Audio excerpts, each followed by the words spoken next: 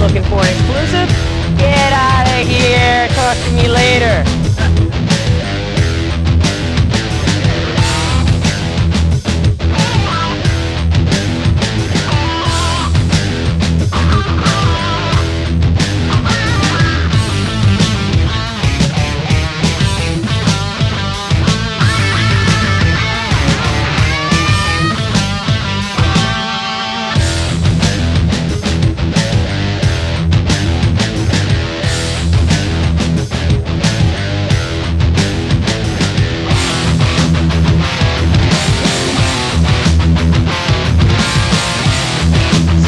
To the action.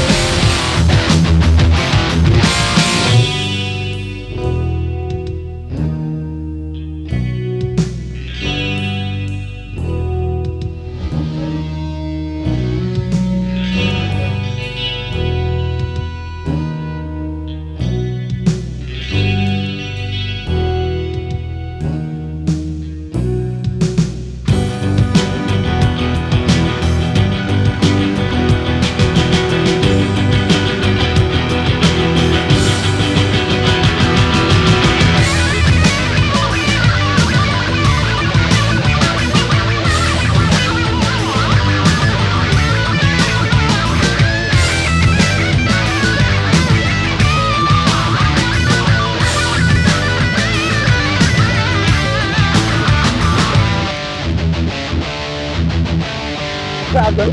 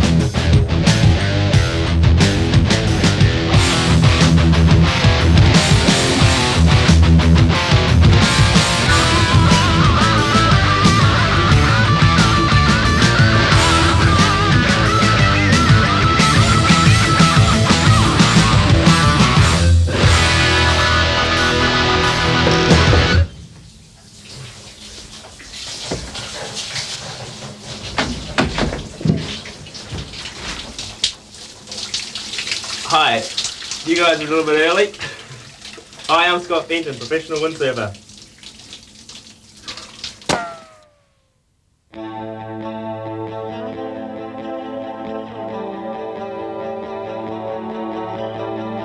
You just want to be going as fast as you can without really falling over.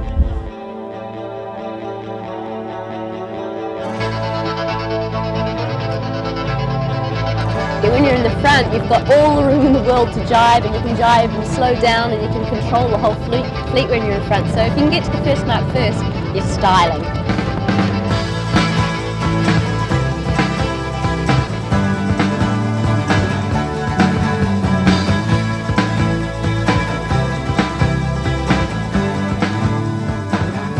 You gotta avoid the kooks and try and snake the good guys and keep your own thing going at the same time, so it's pretty hard.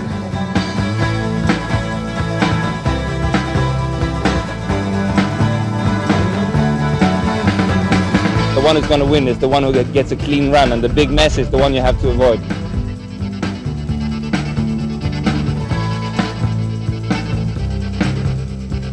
Yeah, European hang on, go fast, go high, still smart.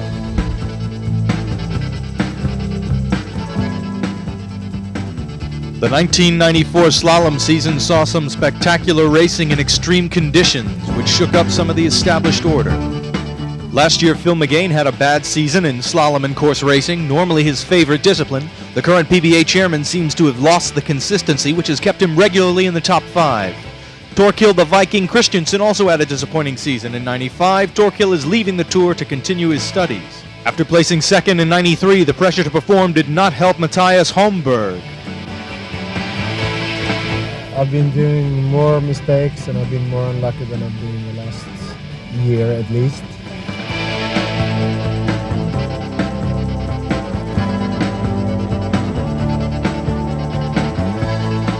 Micah Buzianis is an all-around sailor on the way up and a good prospect in 95.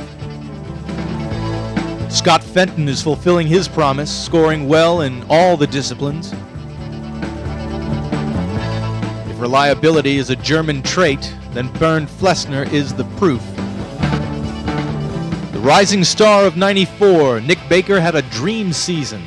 He entered the sacred top 3 arena, placing second overall in Gran Canaria, as well as winning in Paros and defeating Anders Bringdahl in the rough waters of Brighton.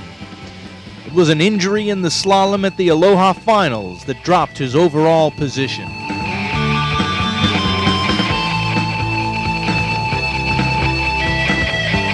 Course racing specialist Anders has improved his board speed and his ranking in slalom. Robbie Seeger had a consistent, if undramatic, season. The wild man of racing has also had a quiet but strong season, though bad luck in the Canaries dropped his overall chances. True pro Patrice Belbach has always had the skill and has finally found the consistency to reach the podium. And Robbie Nash showed that he is still the all-round force to be reckoned with, even when he's not trying. The wave title is really all I cared about. So losing that and gaining some positions overall was definitely not a fair trade-off in my book. But it's nice to be second overall for sure. And even more of a surprise was tying for second in slalom. I don't think I deserved that, but I'll take it under the circumstances.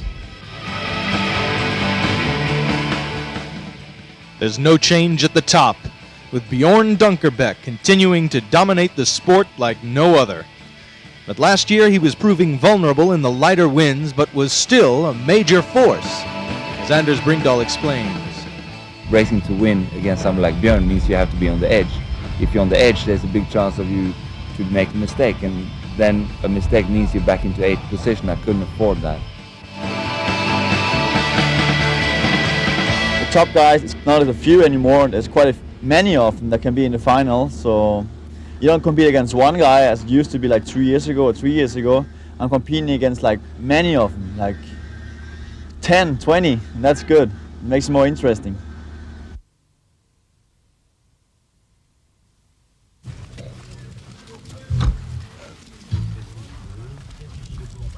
What the are you doing, man?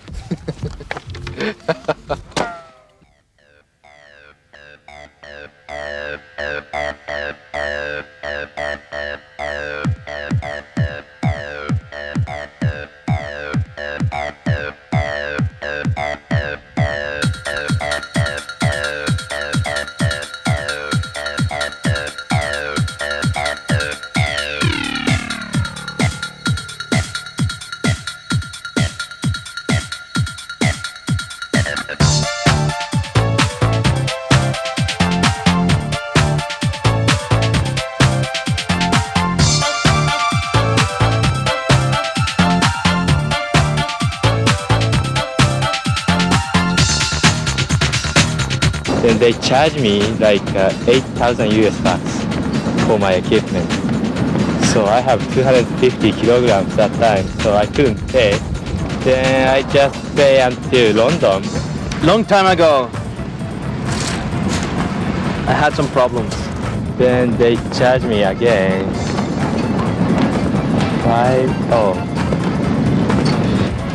Equipment like 250 kilos disappearing.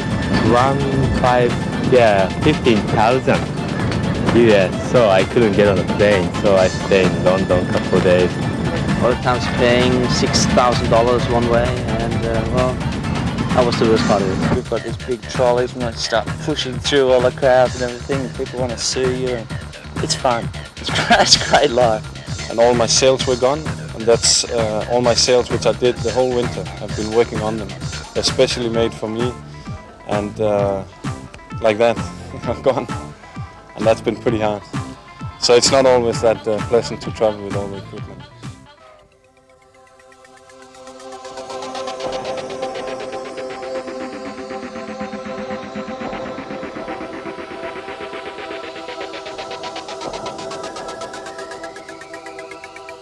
It's very important to have good equipment. I mean, without the good equipment, you can't do anything. And I work very hard on to get the right stuff. And obviously, the rider is the one who does the difference. But a good rider with bad equipment is not on the top. So that's pretty much how it is.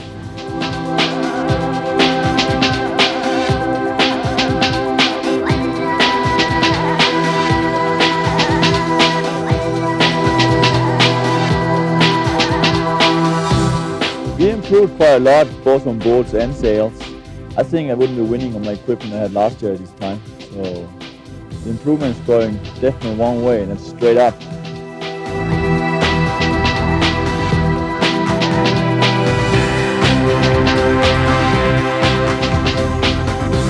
Now we run a course straight from Mark 2 down to Mark number 3 here, so it's a straight downwind course, which makes it a lot harder tactically for racers to try and line up when they're driving coming down to this mark.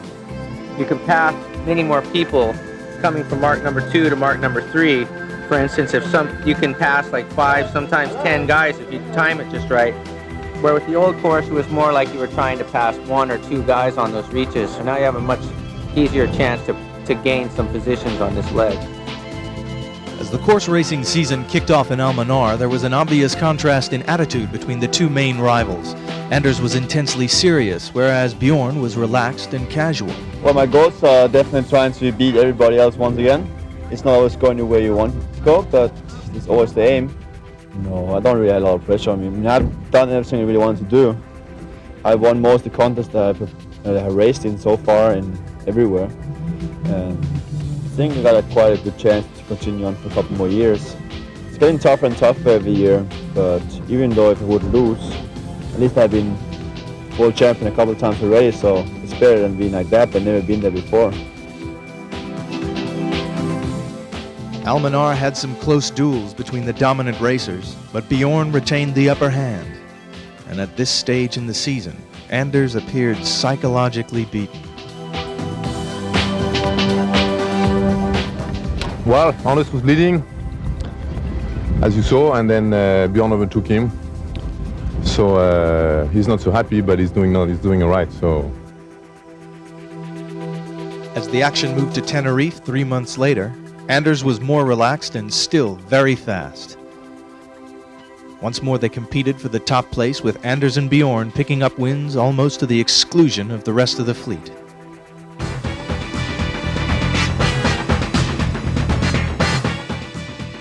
But once more, Bjorn was ahead, and Anders had to take second.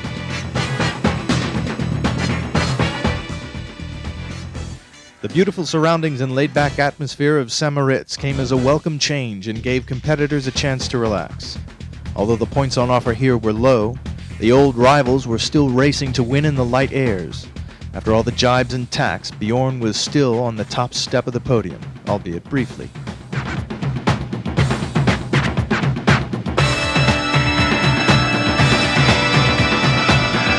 With no wind in La Torche, Bjorn had the title in the bag. But how was Anders feeling after such a troubled year?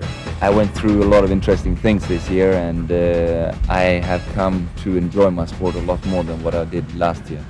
And I think that's a little bit the secret to my success, at least in this last event, that I had a lot of fun and I'm really enjoying what I'm doing.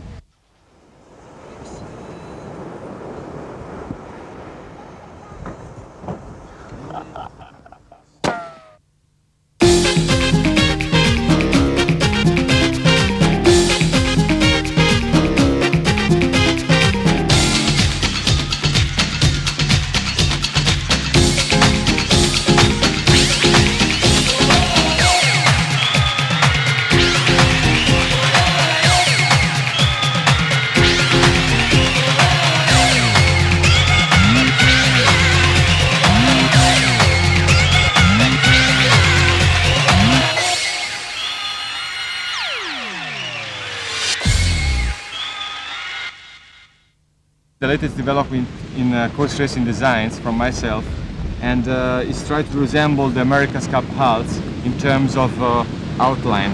As you see in the America's Cup boats, what happens is that they have a really long nose that allows them to actually sit really deep in the water in the forward section, and having a really the whole dislocament is way in the back. Pretty much the same concept, although this is the planning hull. This is based upon this concept on this board here, and you have this breakage point, which is together with the point of pressure of the sail, creating a really big lift between the mast track and the fin. You will be able to sit exactly in this point right here and biting hard in the water, allowing you to have a higher angle and a higher speed, basically. It's just a matter of putting some concept together which works with the rigs you're using and the style you're sailing, basically, for waves, for instance. And on the other hand, for course racing and slalom, it's just a lot of work you need to put in terms of the condition you're sailing, and the sail you just also have to service somehow. And therefore, the research and development which you need to do on the board has to come along with the rigs. And depending on the rigs you're using, actually the board then has to adapt to the rigs. That's how we are working right now. Well, here you got one of our new race sails.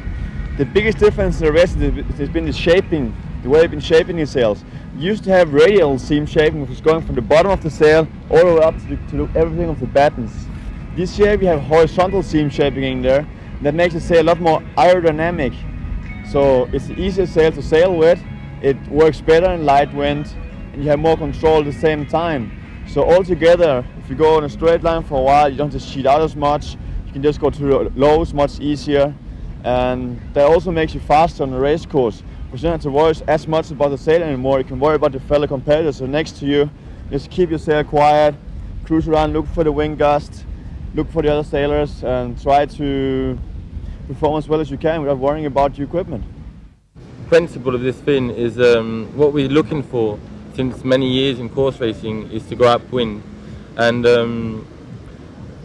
we've been doing long fins, and fins are 40 centimeters long, what is very long, and the tendency is that the board starts to fly and it's pretty difficult to control. So this fin is 31.5, and it is as powerful as a fin of 40 centimeters long. It gives you lift upwind, and because you've got all this part here on the bottom of the fin will lift your board because you are on pressure, and reaching, you don't put so much pressure on your fin and you kind of leave it slide down and you don't feel so much pressure on the fin.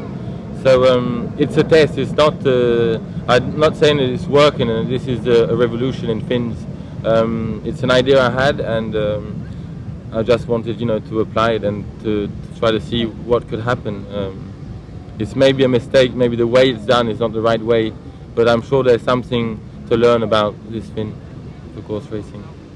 The easier the conditions are, the more important the equipment is, and the more difficult the conditions are, the more important the person on the board is. But you can't say it's like a 50-50 or 80-20.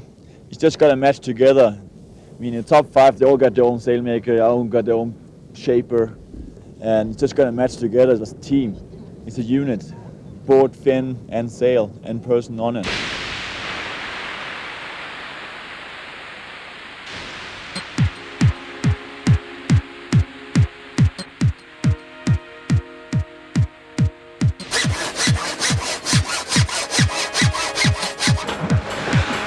Which one should I take? I'm just going to take my 5-0, which suits any conditions. This one or that one? What do you think? This one or that one? That's not easy, is it? Hey, t'as combien? 38 toujours? Non, 38. I'm glad I switched to a 4.6 after my Magic 5.0. So the 4.6 is magic too. Swipe bows. No, we can't. So we're tweaking right now. There's some high-tech tweaking going on here. We can't show you what we're doing. No. You need less downhill, fellas. Yeah, it's all loose at the leech there. That's like really ugly. Scotty's got an eject button. Yeah. If he's really getting in trouble, he pushes the button, his feet just like eject. Yeah, that's cool. That's cool, man. Yeah, I didn't realize that's what that was for.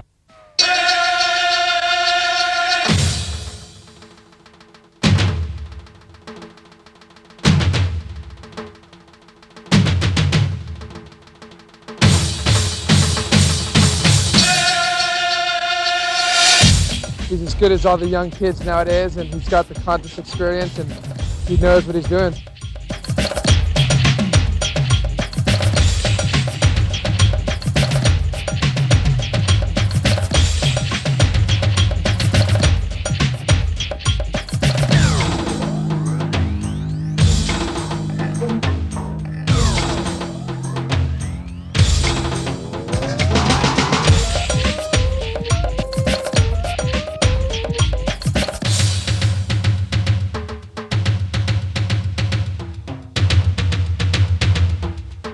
I think Bjorn's getting a lot more heavily respected. You know, Bjorn is an unreal contest sailor, and you know, if I'm lucky, really lucky, it would be nice to sail really good against him and just give it my best. You know, that's all I can ask for. Gran Canaria was the host of the first Wave Grand Prix, and in the final, the current Wave title holder was up against the man who wants it the most, Robbie Nash. It was an aerial spectacular, and the high gale force winds were a gift to Bjorn. After all, he was brought up in them, and he was never going to lose on his home patch.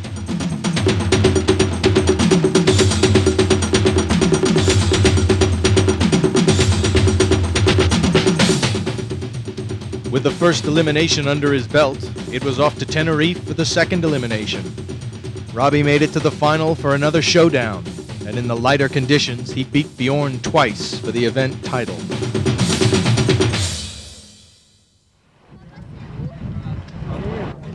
Had to do that, thank you. Yep. What's your condition? So yeah, a little light.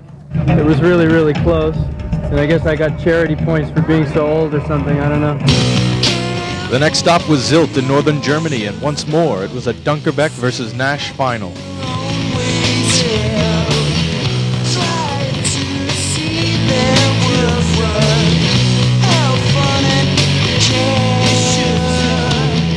The light conditions favored Nash, and he took the first elimination win. Robbie Seeger beat Dunkerbeck to make it to the second elimination final, but Nash was flying to victory.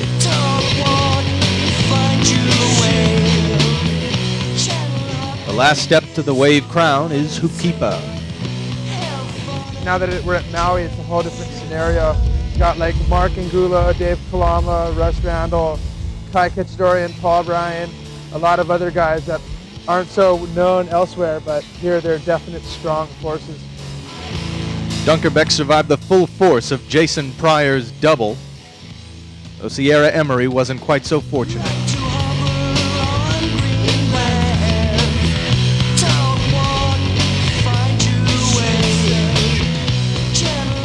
In the quarterfinals, Bjorn did not look convincing, losing out to Emery's trademark high flying.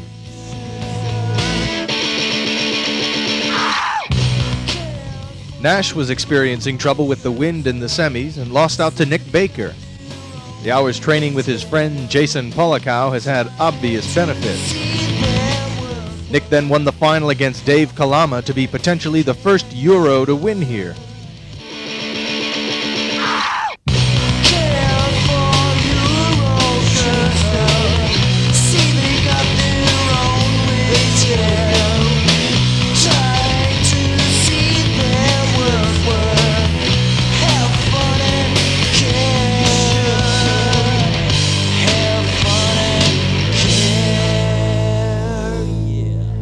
This event, 23 years old, out of Shoreham by the Sea, West Sussex, England, Nicholas Baker, the Aloha Classic champion for 1994. Congratulations to Nicholas. Completion of the double elimination is the only thing that can deny Nick his victory, but more importantly for Robbie Nash and Bjorn Dunkerbeck, it will determine the final result for the overall Wave title. Fighting back up through the ladder, Bjorn reaches Robbie Nash. This heat is crucial. The winner gets the overall Wave crown.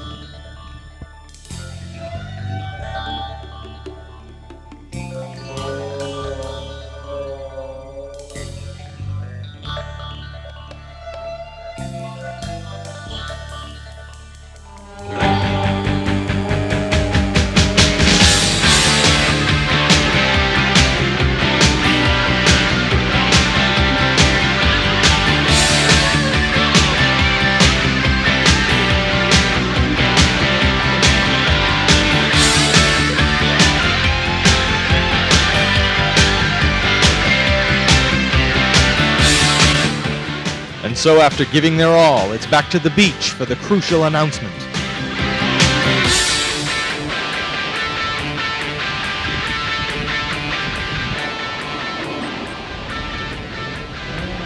Anders Bringal and Bjorn Butterbeck advance.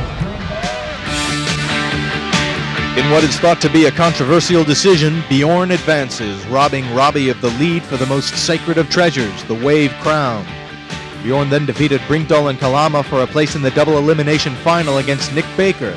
But Bjorn was on a roll, and nothing could halt his quest for not only the Wave Crown, but also the only title ever to have evaded him, the Aloha Wave title.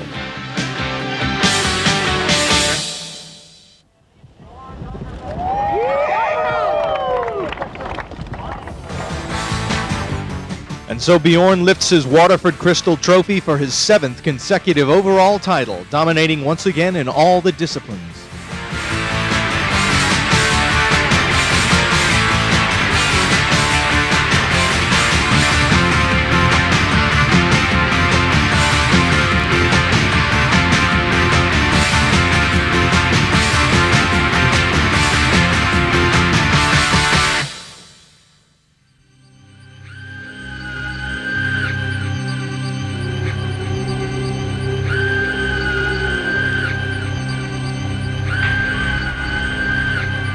Bottom turning on a really big wave, and you see the lip up there crumbling, could crush you. That rush of fear, that fear of like just getting pounded, getting held under. If you thought about it being scary all the time, then that's when you get hurt. It's definitely death-defying if you want it to be.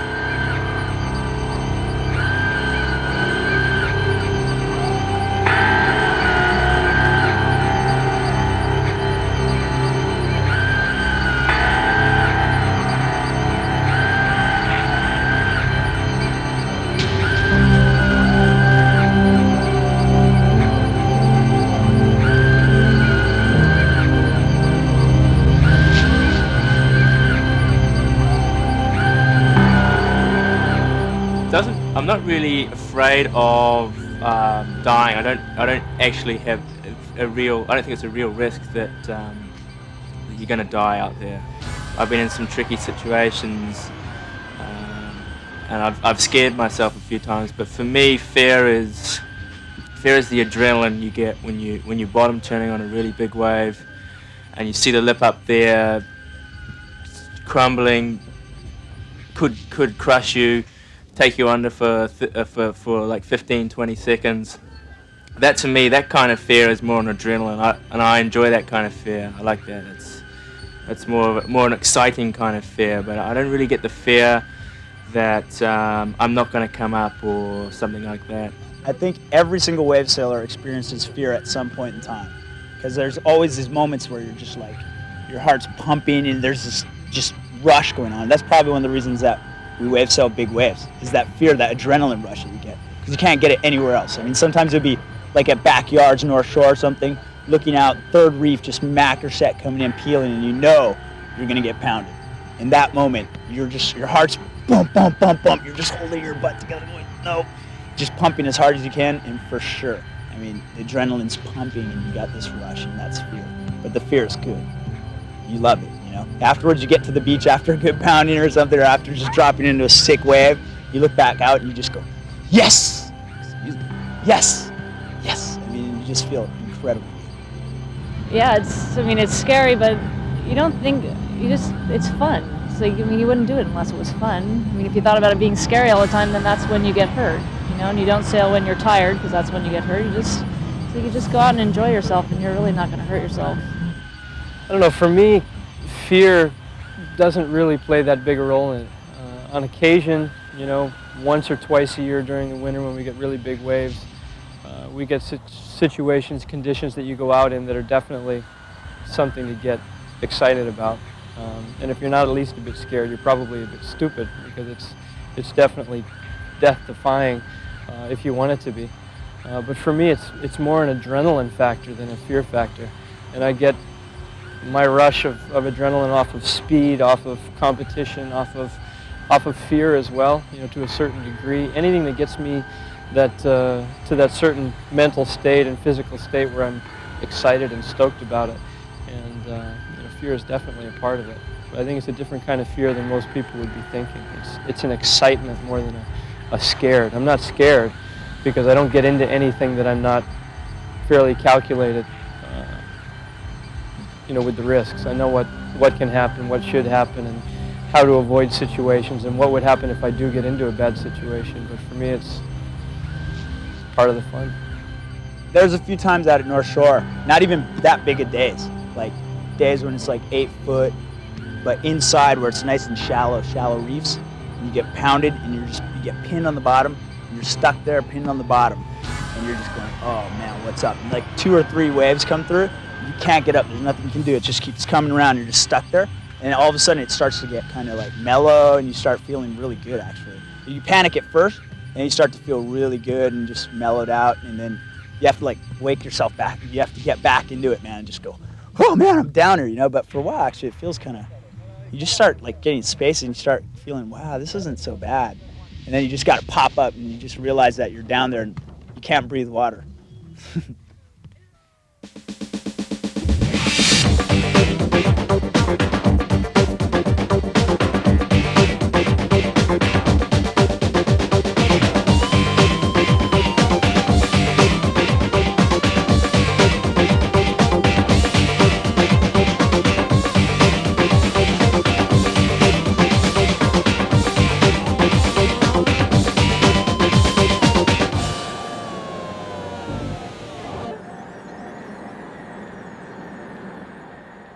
Because the difference with the women and the men is the men, Bjorn seems to win everything and there's no challenge there. Bjorn is so much better than the rest. In the women, it's like we're all getting to the same level, and it's quite an interesting thing to who will win. You know, it's like a fight right to the end of who's going to be world champion, so it's really interesting in the women. And so it was all down to the Aloha Classic. Having led for the whole year, Jutta bombed badly in the waves to open the door for her nearest rivals. Alessandra Sensini racked up her points by dominating course racing throughout the year, earning her the course title.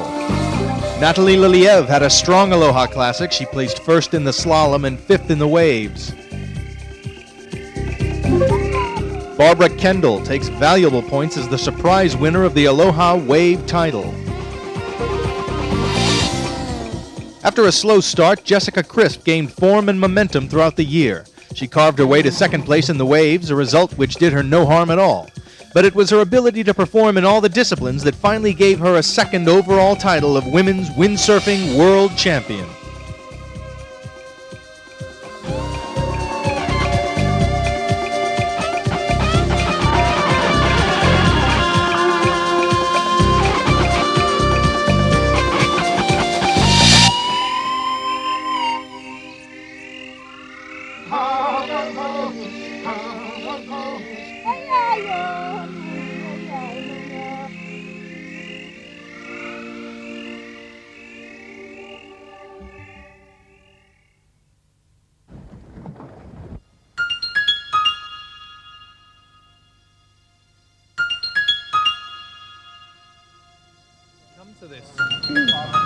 Well, basically I've had enough of competition sailing, of sitting around on the beaches just waiting for wind and wasting a lot of time that way.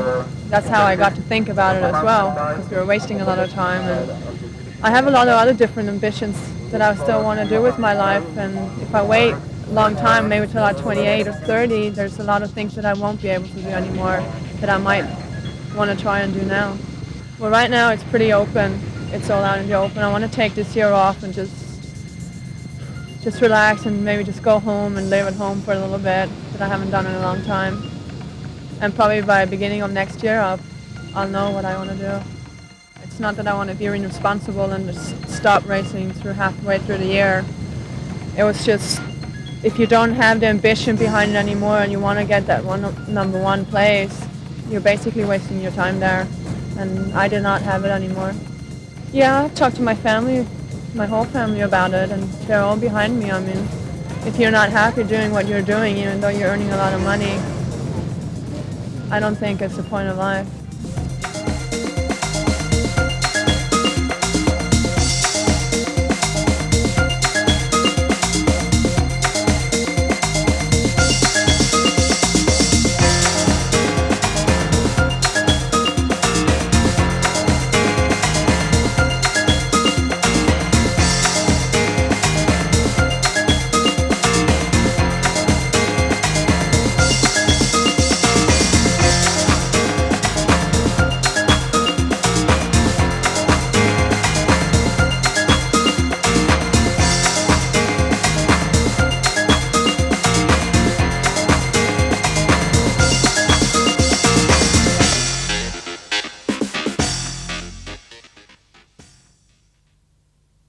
What I think is that since my hair is kind of short, I figured, PBA, you're gonna find out how it looks like. Bend over here a bit, boy.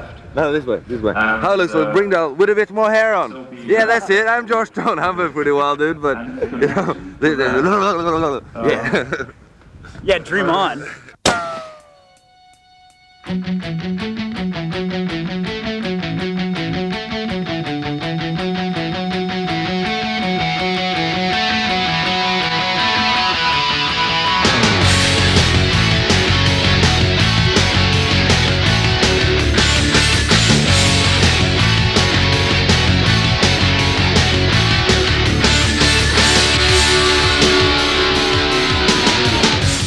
The 1994 speed season saw a large number of PBA racers try their hand at speed at the Tarifa Speed and Slalom event. This set up an interesting scenario as the speed regulars such as Bilak would not want to be embarrassed on their own turf. Unlike the previous year, Tarifa produced light winds which would make Bilak's job that much harder, the advantage being very much with the lightweights. He could only manage 14th place. Oh, beautiful little touch again. He's playing to Proffitt. Can he let it back? Look at that cover.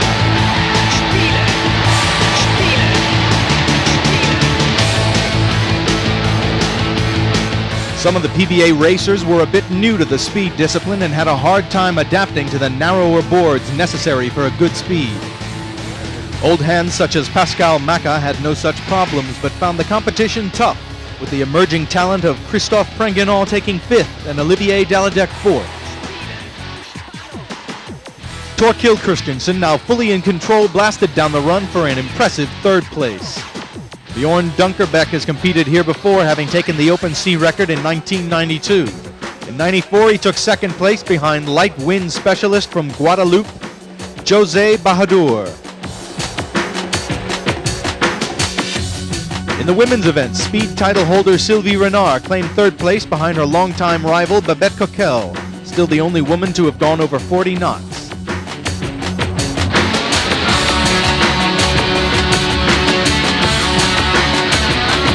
First place went to Britt Dunkerbeck, who showed that, like her brother, her excellent slalom and course results are partly due to pure speed.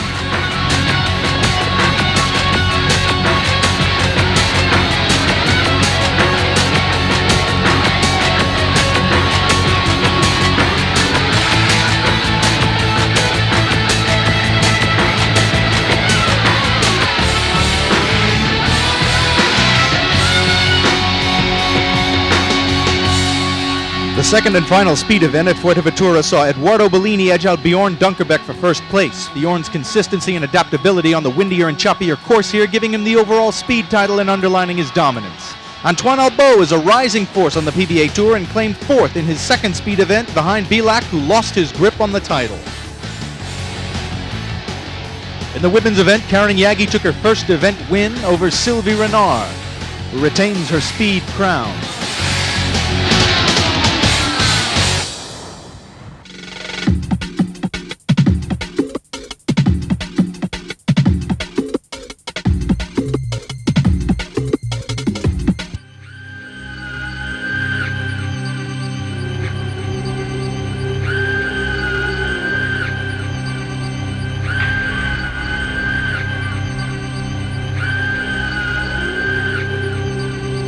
the instant you finally realize you're not going to pull it off, you know it's going to hurt. When it's very scary, I'm trying to go as fast as I can, but just before the fall. I was flying the nose and the eye and the lips over the batten, so I ate all the 7 battens. It goes so quick, you don't have time to think about it. Once you spin out in a small boy like that, it catches the ray straight away and you're just in the water.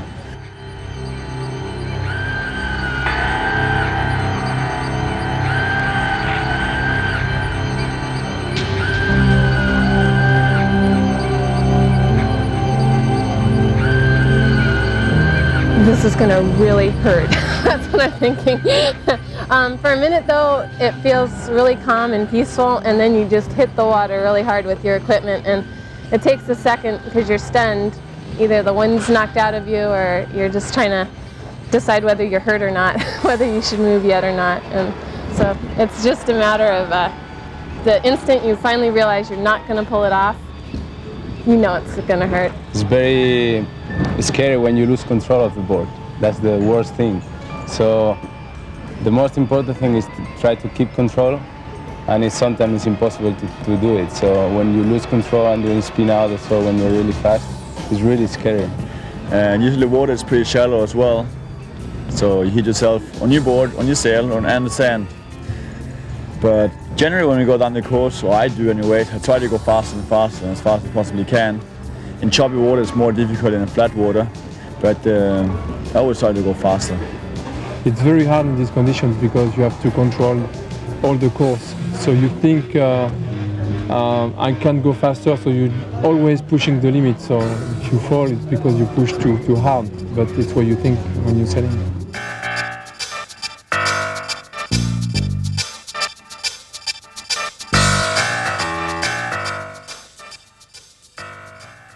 Bonsoir Genève.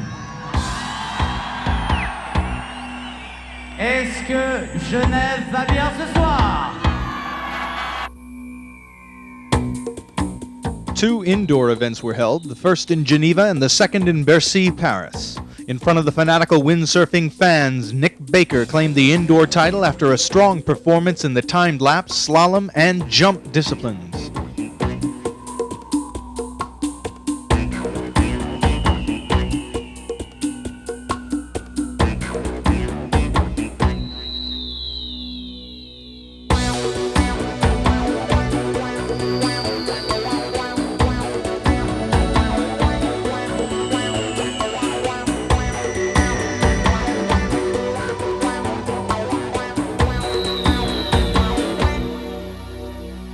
Go!